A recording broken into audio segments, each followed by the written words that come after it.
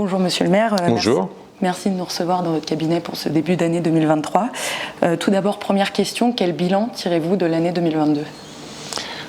Alors une année compliquée puisque après le Covid, on nous a inventé la crise énergétique avec la guerre en Ukraine qui a bon dos, hein, mais une année compliquée pour les citoyens, pour les villes, pour les budgets, mais finalement où avec le Covid on avait laissé personne sur le côté et là on a encore laissé personne de côté, donc on s'en sort plutôt pas mal avec toujours des grands projets. Et du coup, quelles sont vos perspectives principales pour l'année 2023 ? 2023, ça va être une année un peu de transition, puisque là on sort de la grosse rénovation urbaine de Louvois qui, ça y est, se termine, est terminée. Il n'y a plus que la crèche qui arrive sur sa fin. Et donc là, maintenant on se projette sur la création d'un cœur de ville au Mail, et quelques sujets où on va aussi lancer les études pour le concours architectural sur un nouvel espace jeunesse, et avec maintenant le sujet de l'énergie aussi, hein. On avait lancé la géothermie qui maintenant monte en puissance. On va compléter notre indépendance énergétique au niveau du chauffage urbain.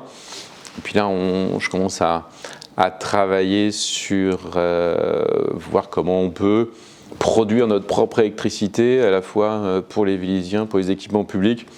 Je me dis que moins on dépend de l'État, plus on restera serein. Donc vous l'avez dit, beaucoup de projets prévus pour cette année 2023, donc à commencer par le cœur de ville, vous en avez parlé. Est-ce que vous pouvez nous en parler un petit peu plus de ce projet ? Alors le cœur de ville, ça va être le fil conducteur des années qui viennent, hein, comme Louvois l'a été mandat précédent. Là, l'objectif, c'est on n'a pas vraiment de centre-ville. Le Mail est un peu notre centre-ville parce qu'on a le plus grand marché, on a le plus de commerce, la poste, l'église. Mais aujourd'hui, quand vous allez là-bas, vous allez faire vos courses et puis après vous vous sauvez. C'est pas un lieu de vie, c'est pas un lieu où vous dites tiens, je vais aller manger, je vais passer un bon moment. Donc c'est ouvrir le quartier. C'est aussi le quartier qui est finalement le plus minéral, avec des grandes galettes de parking. Et donc là, il fait rentrer beaucoup de biodiversité, de nature, planter des arbres, des grands espaces.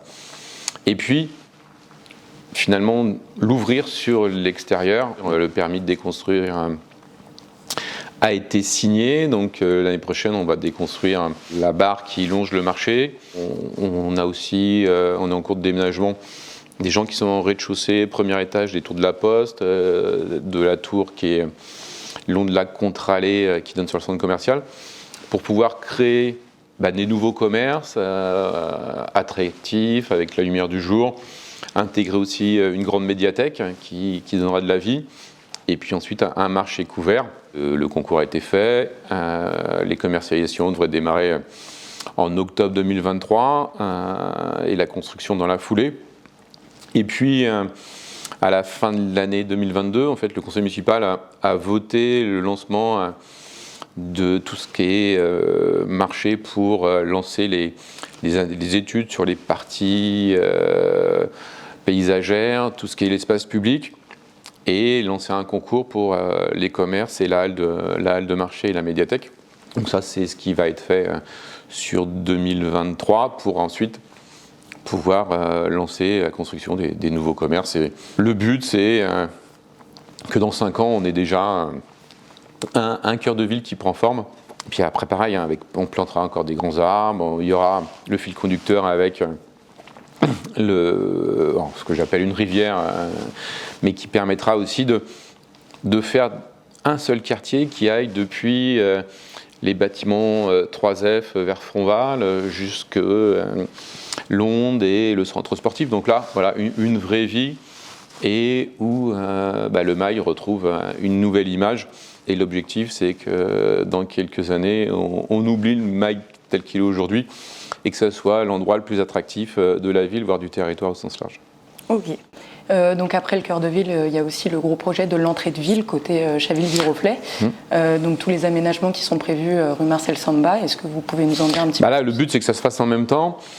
Là, c'est le promoteur qui a fait Canopée, qui avait fait Etilleul, qui viennent d'être livrés. On discutait avec eux. Donc là, le but, c'est d'accélérer et que le tout se fasse en même temps. Il y a des parcelles qui vont pouvoir démarrer. Donc là, le but, c'est, quand on dit le mail, en fait, on ne va pas garder simplement Marcel Samba qui sera là, ça va être encore plus choquant, qui sera complètement décalé par rapport à toute la ville. Donc ça va se faire. Le but, c'est que tout se fasse en même temps. Donc courant 2023, il y a plusieurs autres projets, donc notamment le chantier du Noël échangeur de la 86. Les travaux ont débuté en fin d'année dernière. Est-ce que les Vélisiens doivent s'attendre à d'importantes déviations ou des changements de circulation assez importants pendant la durée des travaux? Non. Après, il va y avoir, oui, comme tout travaux, c'est un gros chantier. Le diffuseur, c'est au niveau de Vélizy 2 du Courtepaille. Ça va permettre de relier la partie nord et sud de Vélizy, donc la partie, on va dire, Vélizy 2, avec la base aérienne, donc, et puis Stellantis qui est de l'autre côté. Et là, les travaux démarrent. Bon, après, il y aura de temps en temps des accès qui vont changer, mais la circulation ne sera jamais interrompue, même sur la 86. Il y aura, juste pendant l'été, quelques voies en moins pour pouvoir faire le tunnel, le préparer, mais non, tous les axes seront maintenus avec une livraison début 2025. Un autre projet dont les travaux ont débuté en fin d'année 2022, c'est la rue de Picardie. En quoi ce projet répond aux questions environnementales qu'on connaît aujourd'hui? Ça participe à la coulée verte piéton, vélo qu'on veut faire d'est en ouest, donc pour traverser toute la ville.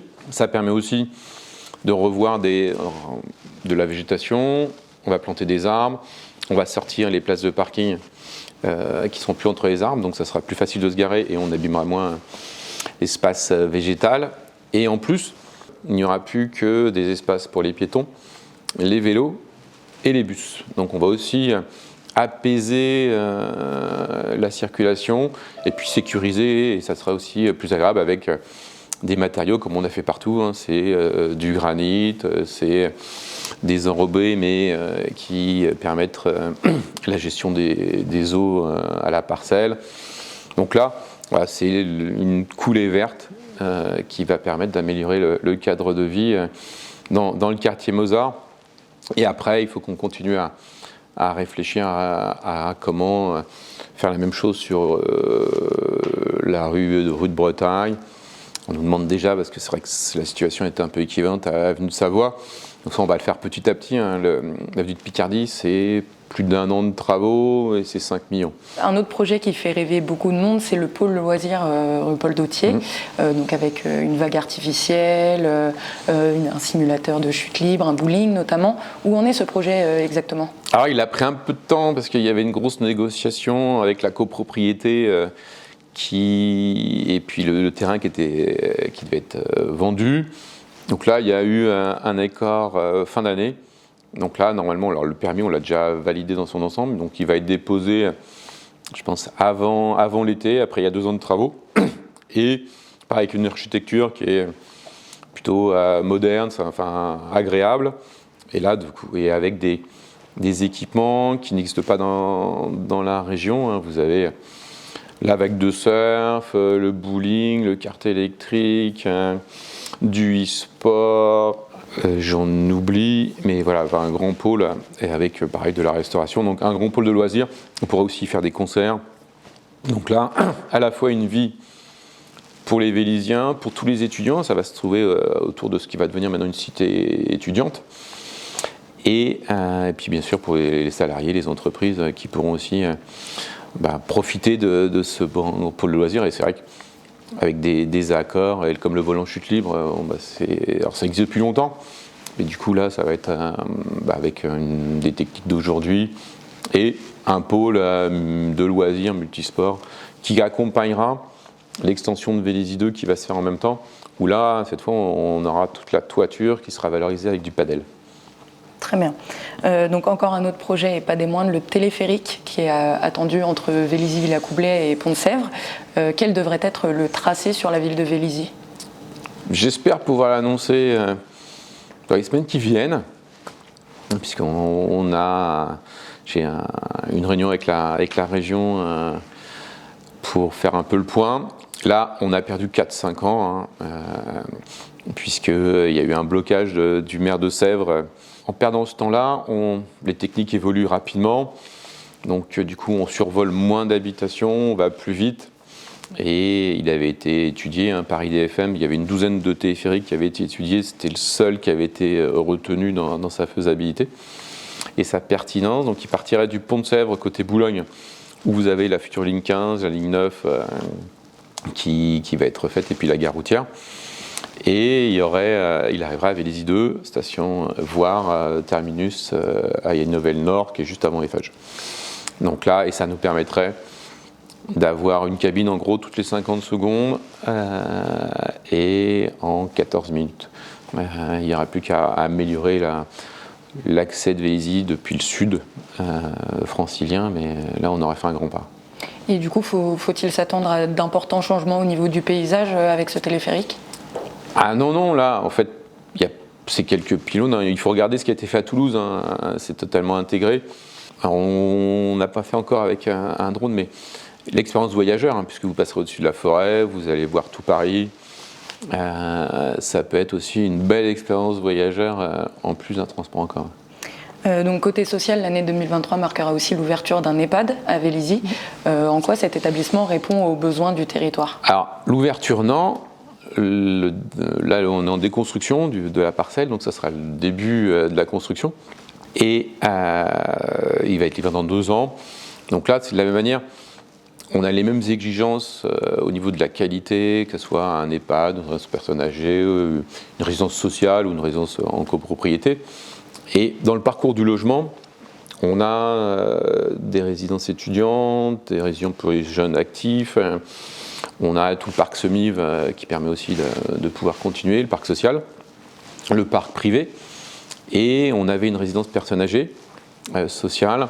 Donc là, ça va nous permettre aussi à des gens d'offrir à des Vélizyens un lieu agréable, mais à partir du moment où on devient moins autonome.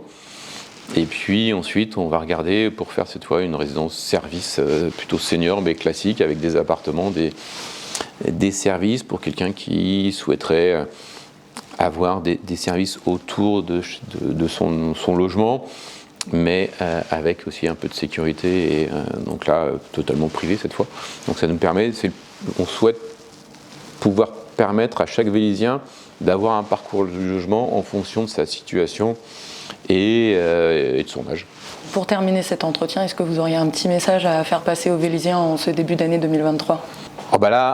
Qui profitent d'une année, on continue. Là maintenant, aussi bien pour s'occuper du quotidien, de la qualité de vie, pour s'occuper des plus fragiles, et puis pour faire en sorte que c'est un peu notre fil conducteur, que nos enfants aient l'assurance de profiter et de bien vivre à Vélizy comme nous, on a eu la chance de bien y vivre. Donc voilà, profitez bien, et puis soyez sereins. Et puis je vous donne rendez-vous le 20 janvier à l'espace Vazeille pour enfin retrouver une séance de vœux à la population. Merci monsieur le maire. Merci.